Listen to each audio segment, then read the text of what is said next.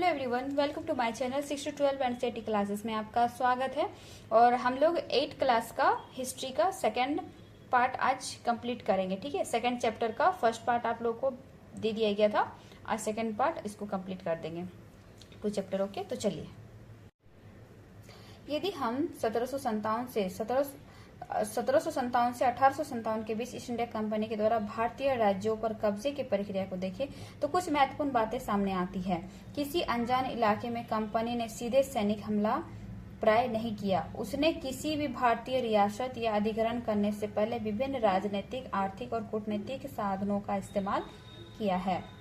बक्सर की लड़ाई 1764 के बाद कंपनी ने भारतीय रियासतों में रेजिडेंट तैनात कर दिए। ये कंपनी के राजनीतिक या व्यावसायिक प्रतिनिधि होते थे।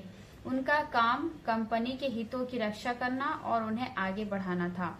रेजिडेंट के माध्यम से कंपनी के अधिकारी भारतीय राज्यों के भीतरी मामलों में भी दखल देने लगे थे। अगला राजा कौन होगा, किस पद पर किसको बैठाया जाएगा, इस तरह की चीजें भी कंपनी के अफसर ही तय करते थे। कई बार कंपनी ने रियासतों पर सहायक संधि भी थोप दी। जो रियासत इस बंदोबस्त को मान लेती थी उसे अपनी स्वतंत्र सेनाएं रखने का अधिकार नहीं था रहता था। उसे कंपनी की तरफ से सुरक्षा मिलती थी और सहायक सेना के रखरखाव के लिए वो कंपनी को पैसा देती थी। अगर भारतीय शासक रकम अदा करने में चूक जाते थे तो जुर्माना के तौर पर उनका इलाका कंपनी अपने कब्जे में ले लेती थी। उदाहरण के लिए, जब रिचर्ड वेल्जली गवर्नर जनरल था उस समय अवध के नवाब को 1801 में अपना आधा इलाका कंपनी को सौंपने के लिए मजबूर किया गया, क्योंकि नवाब सहायक सेना के लिए पैसा अदा करने में चूक गए थे। इसी आधार पर हैदराबाद के भी कई इलाके छीन लिए गए।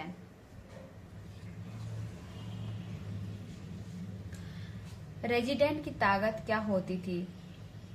कंपनी द्वारा नियुक्त किए गए रेजिडेंट के बारे में स्कॉटलैंड के प्रसिद्ध शास्त्री और राजनीतिक दार्शनिक जेम्स मिल ने कहा था, दरअसल रेजिडेंट रियासत का राजा होता है। वो उसमें हस्तक्षेप की मनचाहे निषेधाज्ञा के तहत काम करने की छूट देते हैं जब तक स्थानीय राजा पूरी तरह अधीनस्थ रहता है और रेजिडेंट यानी ब्रिटिश सरकार के माफिक काम करता है तो चीजें आराम से चलती रहती है। शासन के कामों में रेजिडेंट की दखल अंदाजी के बिना सब कुछ चल जाता है। जब भी कुछ अलग तरह का घटता है, जब भी राजा कोई ऐसा रास्ता अपनाता है जिसे ब्रिटिश सरकार गलत मानती है तो टकराव और उथल-पुथल पैदा हो जाती है। जेम्स मिल। अब पढ़ेंगे हम लोग टीपू सुल्तान के बारे में। टीपू सुल्तान को कहते हैं शेर ए मैसूर। जब कंपनी को अपने राजनीतिक और आर्थिक हितों पर खतरा दिखाई दिया तो कंपनी ने प्रत्यक्ष सैनिक टकराव का रास्ता भी अपनाया। दक्षिण भारतीय राज्य मैसूर के उदाहरण से यह बात समझी जा सकती है कि हैदर अली और उनके विख्यात पुत्र टीपू सुल्तान के पापा थे हैदर अली जैसे शक्तिशाली शासकों के नेतृत्व में मैसूर काफी ताकतवर हो चुका था। मलाबार तट पर होने वाला व्यापार मैसूर रियासत के नियंत्रण में था, जहां से कंपनी काली मिर्च और इलायची खरीदती थी। 1785 में टीपू सुल्तान ने अपने रियासत में पड़ने वाले बंदरगाहों से चंदन की लकड़ी, काली मिर्च और इलायची का निर्यात रोक दिया। सुल्तान ने स्थानीय सौदागरों को भी कंपनी के साथ कारोबार करने से रोक दिया। टीपू सुल्तान ने भारत में रहने वाले फारसीसी व्यापारियों से घनिष्ठ संबंध विकसित किया और उनकी मदद से अपनी सेना का आधुनिकीकरण किया।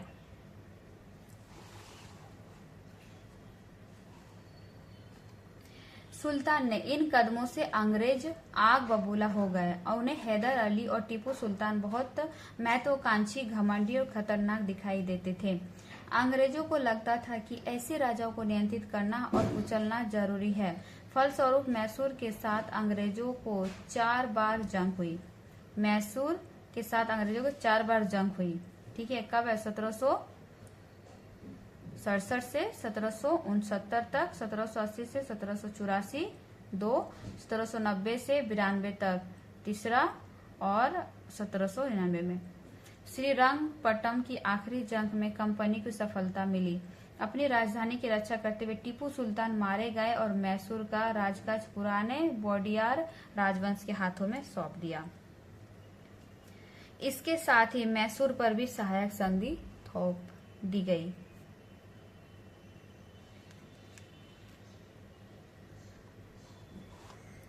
टीपू सुल्तान, यहाँ पर टीपू सुल्तान जी के बारे में। कंपनी की फौजी को हैदर अली और टीपू सुल्तान कई बार युद्ध में हराया था, लेकिन 1792 मराठों के हैदराबाद के निजाम कंपनी संयुक्त फौजों के हमला के बाद टीपू सुल्तान को अंग्रेजों से करनी पड़ी। इस संधि के तहत उन्हें 2 बेटे को अंग्रेजों ने बंधक के रूप में अपने पास रख लिया। ब्रिटिश चित्रकारों को ऐसे दृश्य की तस्वीर बनाने में मजा आता था जिसमें अंग्रेज की सत्ता की विजय दिखाई देती थी। टीपू की कहानियां। राजाओं की छवि अक्सर जनश्रुतियों से भी बनती है। प्रचलित किस्सों में उनकी ताकत का खूब यशगान किया जाता है। 1782 में मैसूर के राजा बने टीपू सुल्तान के बारे में कहा जाता है कि एक बार वे अपने फ्रांसीसी दोस्त के साथ जंगल शिकार खेलने के लिए गए थे। वहां एक शेर उनके सामने आ गया था और उनकी बंदूक ने मौके पर साथ नहीं दिया और कटार भी जमीन पर गिर गई। फिर भी टीपू ने निहत्थे ही शेर का मुकाबला किया और आखिरकार कटार उठा ली। अंत में उन्होंने शेर को मार गिराया। उसी के बाद उन्हें शेरे मैसूर कहा जाने लगा। उनकी राष्ट्रीय झंडे पर भी शेर की तस्वीर होती थी।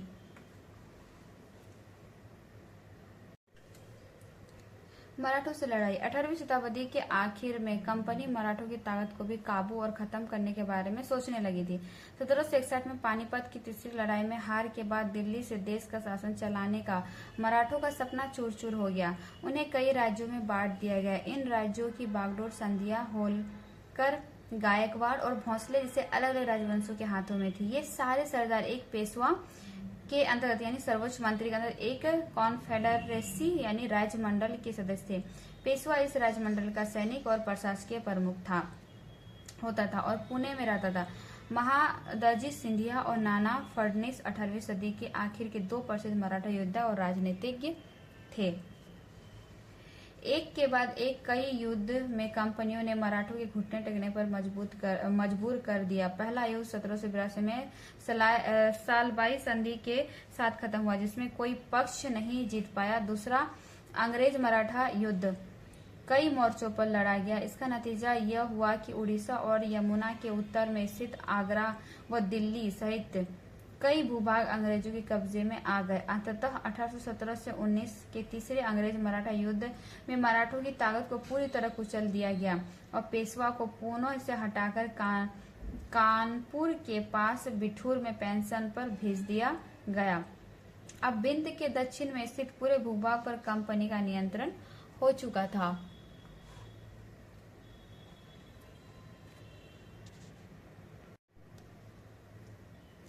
सर्वोच्चता का दावा। उपरोक्त विवरण से स्पष्ट है कि 19वीं सदी की शुरुआत से कंपनी क्षेत्रीय विस्तार की आक्रामक नीति पर चल रही थी। लॉर्ड हेस्टिंग्स के नेतृत्व में सर्वोच्चता की एक नई नीति शुरू की गई और कंपनी का दावा था कि उसकी सत्ता सर्वोच्च है, इसीलिए वो भारतीय राज्यों से ऊपर है। अपने हितों की रक्षा के लिए वो भारतीय रियासतों का अधिग्रहण करने या उनको अधिग्रहण की धमकी देने का अधिकार अपने पास मानती थी।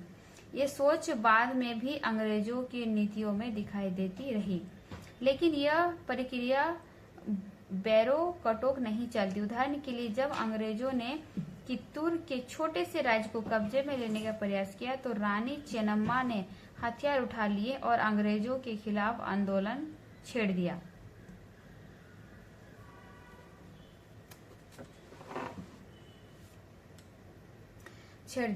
और 1824 में उन्हें गिरफ्तार किया गया और 1829 में जेल में ही उनकी मृत्यु हो गई।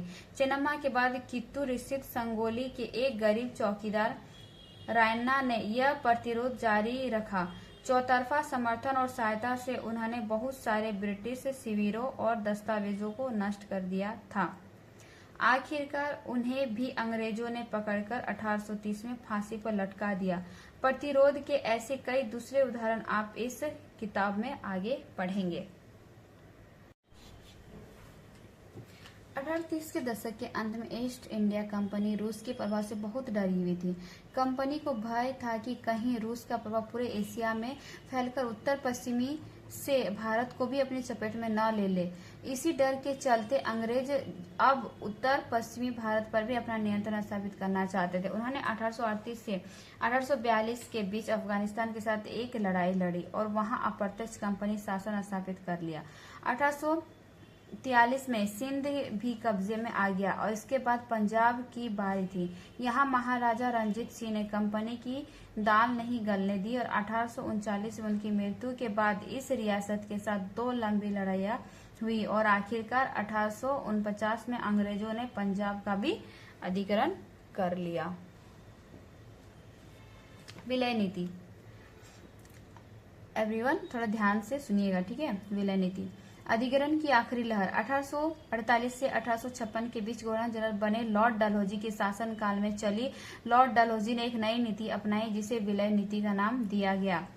यह सिद्धांत इस तर्क पर आधारित था कि अगर किसी शासक की मृत्यु हो जाती है और उसका कोई पुरुष वारिस नहीं है तो उसकी रियासत हड़प ली जाएगी, यानी कंपनी भूभाग का हिस्सा बन जाएगी।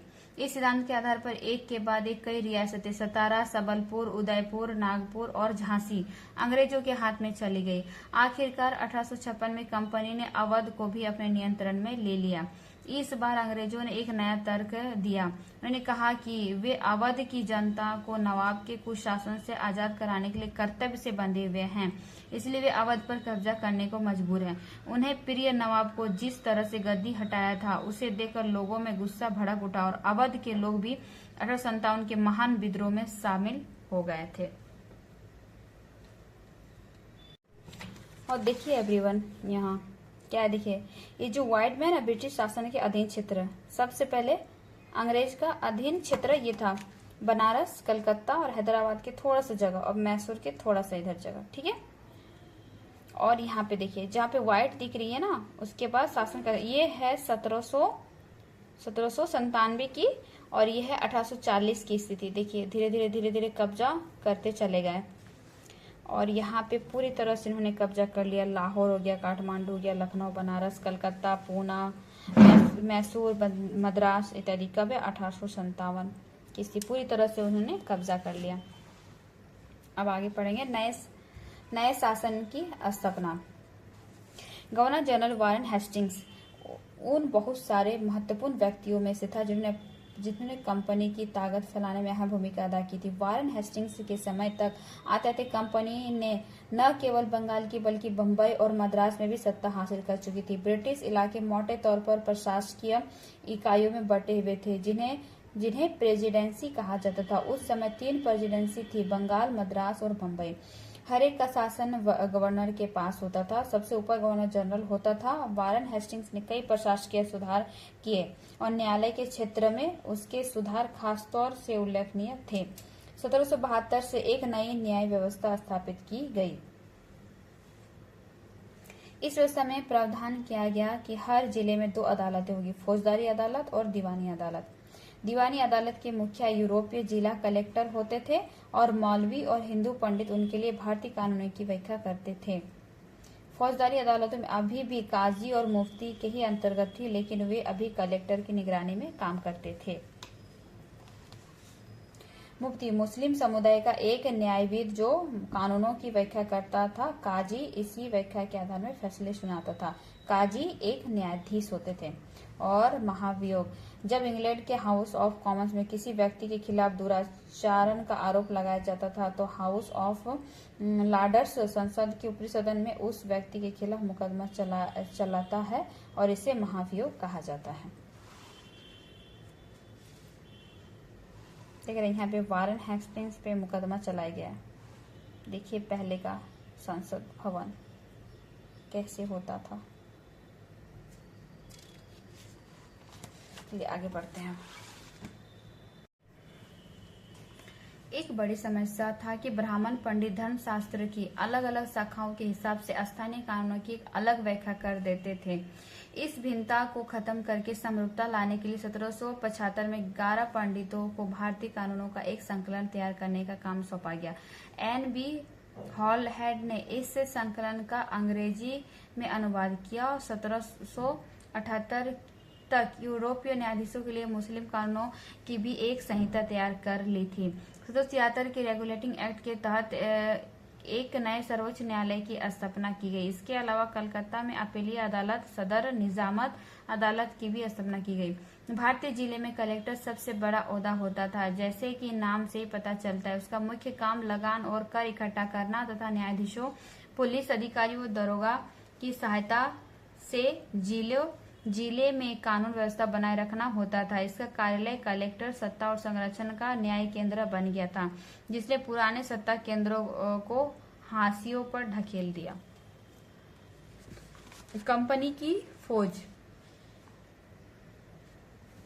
कंपनी के साथ भारत में शासन और सुधार के नए विचार तो आए, लेकिन उसकी असली सत्ता सैनिक ताकत में थी।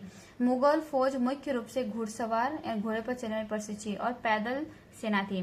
उन्हें तीरंदाजी और तलवारबाजी पसंद दिया जाता था। सेना में सवारों का दबदबा रहता था और मुगल साम्राज्य को एक विशाल पेशेवर प्रशिक्षण वाली पैदल सेना की जरूरत महसूस नहीं होती थी। ग्रामीण इलाकों में सशस्त्र किसानों की बड़ी संख्या थी और स्थानीय जमींदार मुगलों को जरूरत पड़ने पर पैदल सिपाही मुहैया कराते थे। 18वीं सदी में जब अवध और बनारस जैसी रियासतों में किसानों को भर्ती करके उन्हें पेशेवर सैनिक प्रशिक्षण दिया जाने लगा, तो ये सूरत बदलने लगी और ईस्ट इंडिया कंपनी ने जब अपनी सेना के लिए भर्ती शुरू की तो उसने भी यह तरीका अपनाया। अंग्रेज अपनी सेना को सिपाही, जो भारतीय शब्द में सिपाही से बना है, आर्मी कहते थे। 1820 के दशक में जैसे जैसे युद्ध तकनीक बदलने लगी, कंपनी की सेना में घुड़सवार टुकड़ियों की जरूरत होती गई। इसकी वजह यह थी कि ब्रिटिश साम्राज्य बर्मा, अफगानिस्तान और मिस्र में भी लड़ रहा था। यहाँ सिपाही मॉस्केट यानी तड़ेदार बंदूक और मैचलॉक से लैस होते थे। कंपनी की सेना के सिपाहियों को बदलती सैनिक आवश्यकताओं का ध्यान रखना पड़ता था और अब उसकी पैदल टुकड़ी ज्यादा महत्वपूर्ण होती जा रही थी। कंपनी के फौज के बारे में बताया गया है कि कोई भी लड़ाई, कोई भी युद्ध हो, बिना फौज के कुछ नहीं हो सकती है। चलिए अब आगे बढ़ते हैं। 19वीं सदी की शुरुआत में अंग्रेज एक समरूप सैनिक संस्कृति विकसित करने लगे थे। सिपाहियों को यूरोपीय ढंग का प्रशिक्षण, अभ्यास और अनुशासन सिखाया जाने लगा। अब उनका जीवन पहले से भी ज्यादा नियंत्रण था। इस कोशिश में कभी समस्याएं भी आ जाती थी, क्योंकि पेशेवर